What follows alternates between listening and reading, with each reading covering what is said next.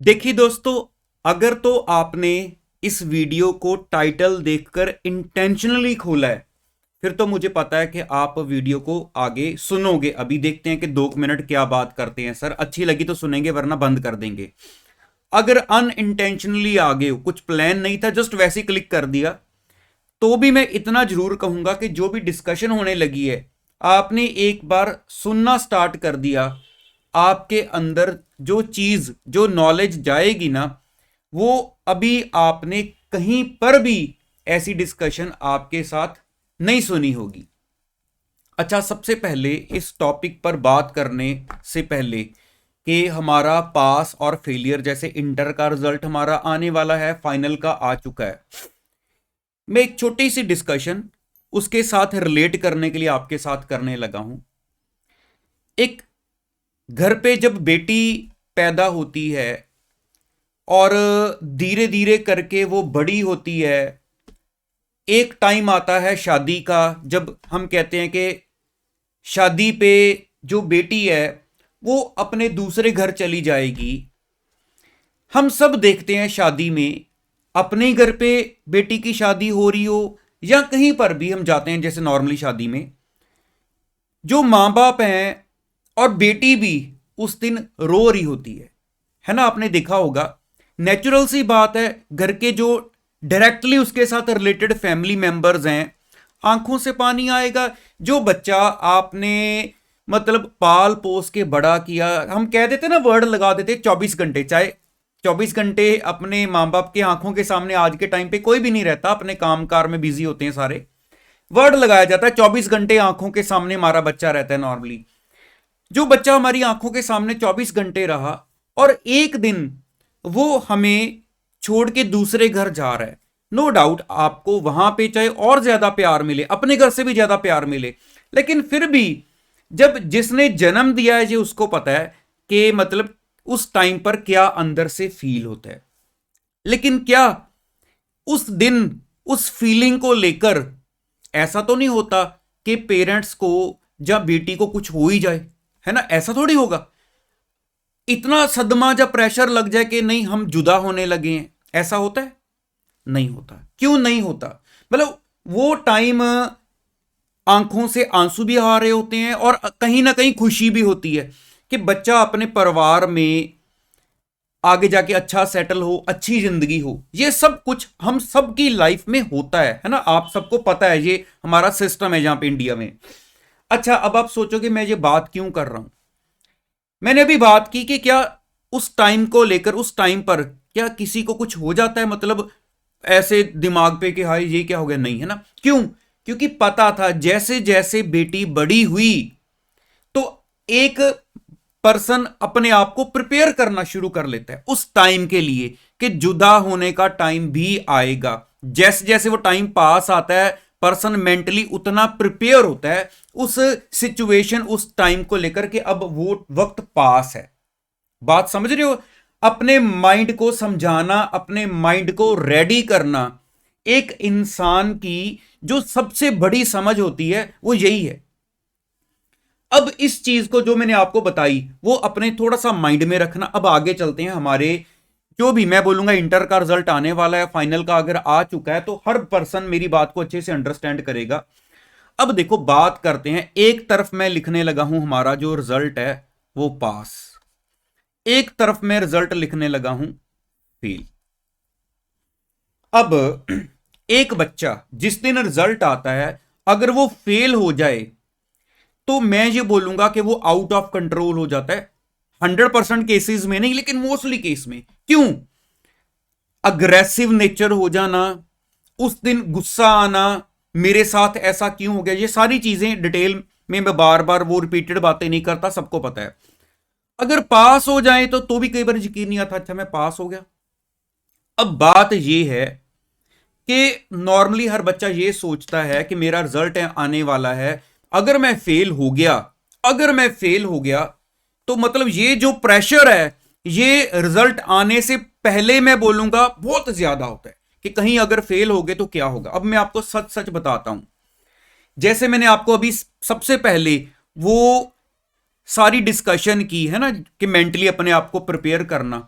अगर मैं आप सबसे ये क्वेश्चन करूं, ये तो सबको पता है कि इन दोनों में से दो ऑप्शन है ना, कि आइदर फेल और पास। क्या इसके अलावा कोई और ऑप्शन है? नो। कि अगर फेल या पास, चलो वो एग्जाम्शन वाला केस है, वो यहां पे जरूरत नहीं हमें डिस्कस करने की, हम मेन बात कर रहे हैं। क्या हम अपने माइंड को मेंटली प्रिपेयर कर चुके हैं पास होने के लिए? ये आपके लिए क्वेश्चन है कि क्या आप अपने आप को मेंटली पास होने के लिए प्रिपेयर कर चुके हो? और मुझे पता है 95% से ज्यादा, 99% ही लगाना चाहिए, नहीं, हम पास होने के लिए भी अपने आप को प्रिपेयर नहीं करके बैठे हुए हैं, ना ही अपने आप को फेल होने के लिए प्रिपेयर करके बैठे हुए हैं। बात इधर से स्टार्ट करते हैं। अगर आपको लगता है हाँ जी हाँ, ये तो सब सोचते हैं कि मैं पास होऊंगा। मान लो एक इंटर का बच्चा, मैं एग्जांपल ले रहा हूं, उसने मान लो बोथ ग्रुप्स दिए हैं, अभी मैं सिंगल ग्रुप की भी बात करूंगा, बोथ ग्रुप्स दिए हैं, ठीक है। अगर बोथ ग्रुप्स दिए हैं, क्या आप ये डिसाइड करके बैठे हो कि आपकी आर्टिकल जो शिप है वो कहां पे करने वाले हो? डिसाइडेड है। अच्छा, उसके बाद आगे फाइनल में कौन कौन से सब्जेक्ट्स हैं हमारे, कौन से सब्जेक्ट से आप स्टार्ट करने वाले हो, किस टाइम पे आप स्टार्ट करोगे, कौन कौन से सब्जेक्ट्स आपने सेल्फ स्टडी करनी है, कौन से सब्जेक्ट किस टीचर से पढ़ने हैं, क्या ये सारी आप जो रिसर्च है वो कर चुके हो? क्योंकि आपके तो एग्जाम हुए काफी टाइम हो चुका है, एग्जाम तो दिसंबर के खत्म हुए हुए, अभी तो जनवरी और फरवरी भी हमारा एंड पे आने वाला है, तो अभी तक हमने यही नहीं डिसाइड किया। अगर हम ये सोच रहे हैं कि हम पास, अगर ये सोच रहे हैं कि पहले पास तो हो जाए, इट मींस हम पास होने के लिए अपने आप को, माइंड को प्रिपेयर ही नहीं करके बैठे। एक बात। अगर मैं फेल की बात करूं, यहां तो मैं बोलूंगा कोई भी नहीं अपने आप को प्रिपेयर करके बैठा होता। जिसके एग्जाम नहीं भी ठीक गए ना कहीं उसको ये लग रहा होता है कि शायद, सुना हुआ है कि कम पढ़ने वाले भी कई बार पास हो जाते हैं, हो सकता है पास ही हो जाऊं, है ना, कई बार ऐसा नॉर्मली होता है। तो इसका मतलब ये है कि ना हम इसके लिए प्रिपेयर्ड हैं, इसके लिए तो बिल्कुल भी प्रिपेयर्ड नहीं है। तो बात तो फिर यहीं पे खत्म हो जाती है सारी। हम अपने माइंड को प्रिपेयर नहीं कर रहे, हमें पता ही नहीं हमारे साथ क्या होना है, तो ठीक है, ये जो अंदर फिर ये फीलिंग है वो तो फिर जेन्युइन है आनी। बात समझ रहे हो ना मेरी? तो इसलिए सबसे पहली बात ये है कि हम एट लीस्ट एक तरफ डिसीजन लें कि अपने माइंड में जितना भी हमारे पास टाइम है रिजल्ट आने के लिए, या मैं बोलूंगा फाइनल वाले बच्चों को अगर आ चुका है, आप यहां तक मेरे साथ ये वीडियो को देख रहे हो, मैं ये नहीं कहने वाला लाइक करो, मेरे को ऐसा कुछ नहीं है, मेरे को बात यह है कि आपको चीज समझ आए।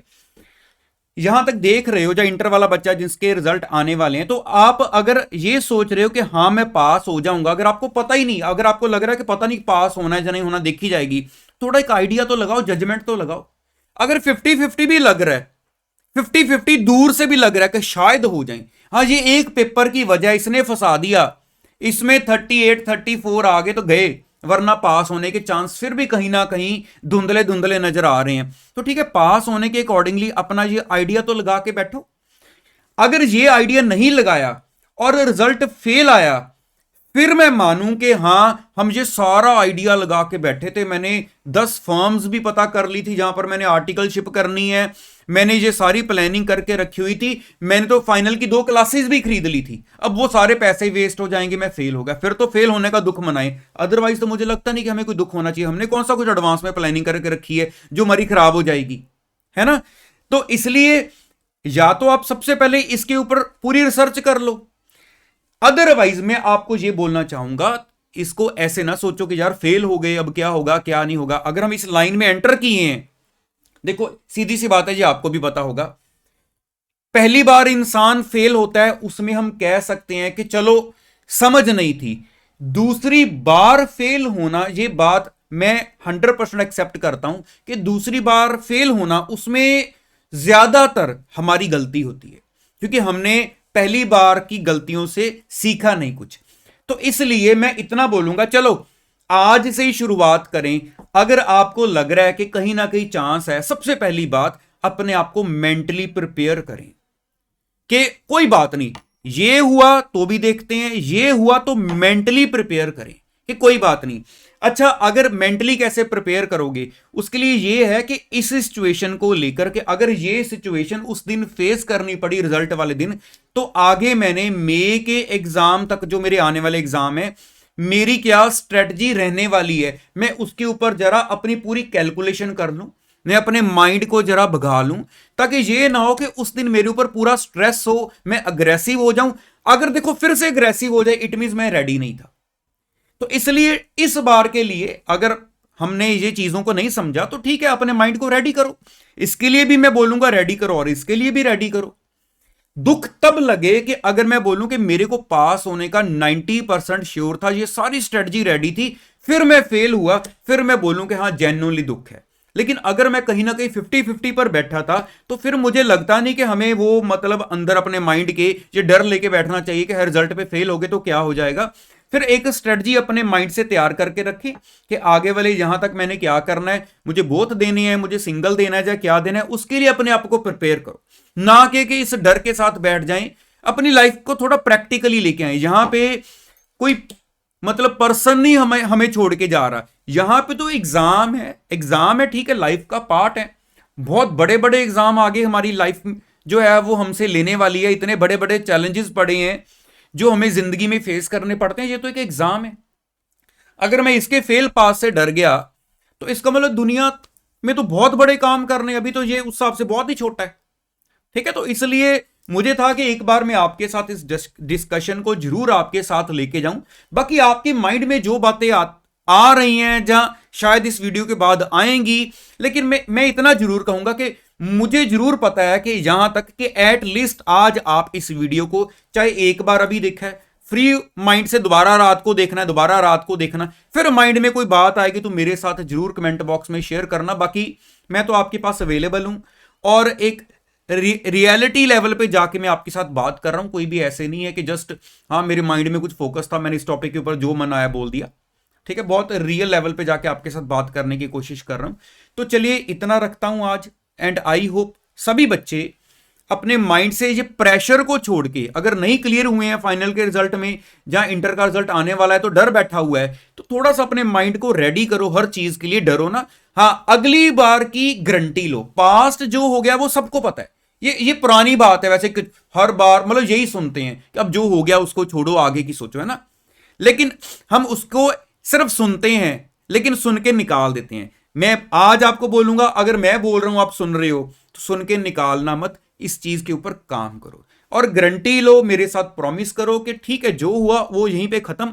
आगे वाली जितनी भी अब आपकी नेक्स्ट पेपर को लेकर, ग्रुप को लेकर, सिंगल ग्रुप है, बोथ ग्रुप्स हैं, अटेम्प्ट्स हैं, वहां पर आपका रिजल्ट पास ही आएगा और ये जो आपकी सारी प्लानिंग है वो रेडी होनी चाहिए। तो चलिए, ऑल द बेस्ट सभी बच्चों को मेरी तरफ से। तो आपको मिलता हूं अब दोबारा नेक्स्ट वीडियो में। Once again all the best.